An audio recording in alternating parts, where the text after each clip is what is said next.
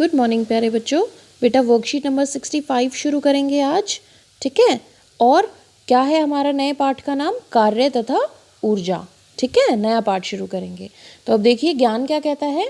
जिज्ञासा दीदी, हम कब कहते हैं कि एक बल द्वारा कुछ कार्य हुआ है?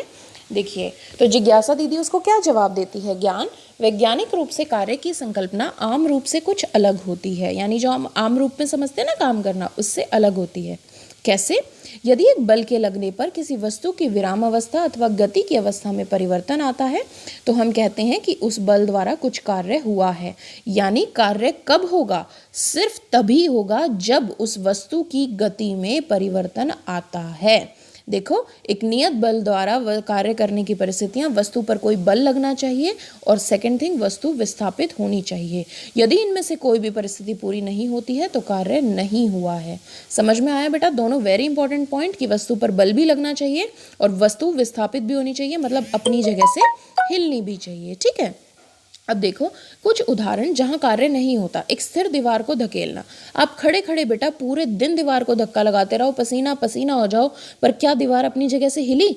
नहीं हिली ना, मतलब ये वाली कंडीशन पूरी नहीं हुई, वस्तु विस्थापित नहीं हुई। समझ में आया? इसका मतलब कार्य नहीं हुआ। सेकंड, एक विद्यार्थी को अपने बस्ते के साथ एक स्थान पर खड़े रहना।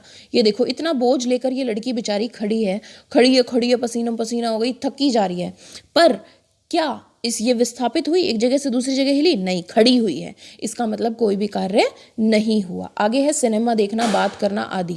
जब हम सिनेमा देखते हैं, बात करते हैं, एक जगह से दूसरी जगह हिलते हैं? नहीं हिलते, तो वो भी कोई कार्य नहीं होता। समझ में आया बेटा? साइंस की देखो कितनी अलग लैंग्वेज हो गई।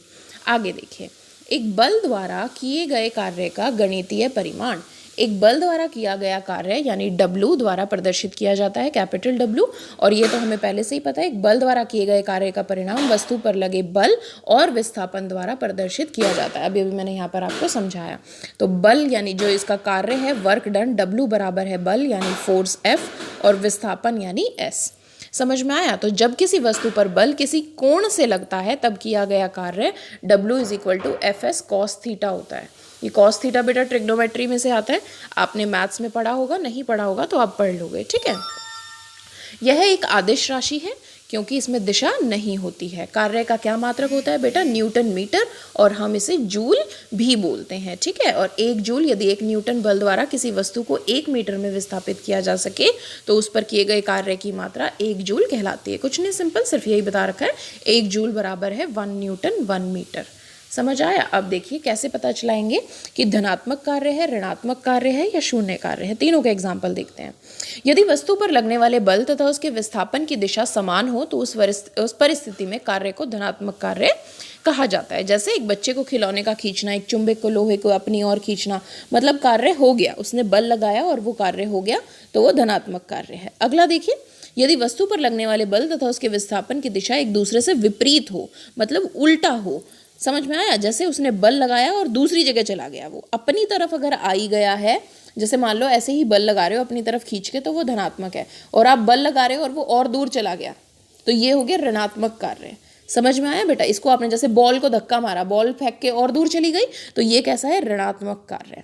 समझ में आया? एक गोलकीपर द्वारा बॉल को रोकना, एक चलती हुई कार में ब्रेक लगाना, रोक दिया आपने चीज को, तो ये हो गया ऋणात्मक कार्य। अगला होता है शून्य कार्य। शून्य कार्य मतलब कोई काम हुआ ही नहीं, एक बल द्वारा किया गया। इसके क्या उदाहरण है? देखो, बल द्वारा वस्तु की अवस्था में कोई परिवर्तन ना आना, ठीक है। जैसे पृथ्वी के चारों ओर चक्कर लगाता एक उपग्रह, कुली के सर पर बोझा, कुली बेचारा चले जा रहा है, ठीक है, उसके ऊपर बोझ रखा हुआ है, ठीक है, पर कोई बल तो लग नहीं रहा है ना, खड़ा हुआ है जब तक, तब तक उसका कोई भी कार्य नहीं है। समझ में आया? आगे देखिए, क्वेश्चन आंसर देखिए कि क्या है। किया गया कार्य क्या है? 1 जूल कार्य। तो किया गया कार्य यहाँ पे मैंने आपको बता दिया, ठीक है। फिर 1 जूल कार्य मैंने आपको यहाँ पर बता दिया। वैज्ञानिक रूप से कार्य होने की परिस्थितियाँ बताइए, तो यही आपकी परिस्थितियाँ हैं। आगे देखिए, यदि 5 न्यूटन बल के प्रयोग से एक भार को 2 मीटर तक विस्थापित किया जाता है। देखिए बेटा, आपको क्या दे रखा है? 2 मीटर का विस्थापन दे रखा है, बल दे रखा है 5 न्यूटन। कार्य निकाल सकते हैं, 5 गुना में 2 सिंपल 10, ठीक है, न्यूटन और मीटर, तो 10 जूल हमारा आंसर आ गया। समझ में आया बेटा? W = F × में S। F हमें दे रखा है 5 न्यूटन और S हमें दे रखा है 2 मीटर, तो W बराबर है 10 और वर्क डन की यानी कार्य की हमारी यूनिट क्या है, जूल या फिर न्यूटन मीटर। सिंपल, ऐसे होगा क्वेश्चन। आगे देखिए, अपने दैनिक जीवन से धनात्मक, ऋणात्मक और शून्य कार्य के उदाहरण लिखिए। तो आप यहाँ से ये उदाहरण उठाकर लिख सकते हैं। अगला देखिए, एक नियत बल द्वारा किए गए कार्य का मात्रक लिखिए। तो आपको कार्य का मात्रक लिखना है। तो बेटा जाहिर सी बात है कि ये आपको यहाँ पर बहुत आसानी से दे रखा है कि कैसे हम किसी कार्य का मात्रक निकालते हैं। ठीक है, ये देखो, ये रहा कार्य का मात्रक। यही आपको करना है आज की वर्कशीट में। Very simple.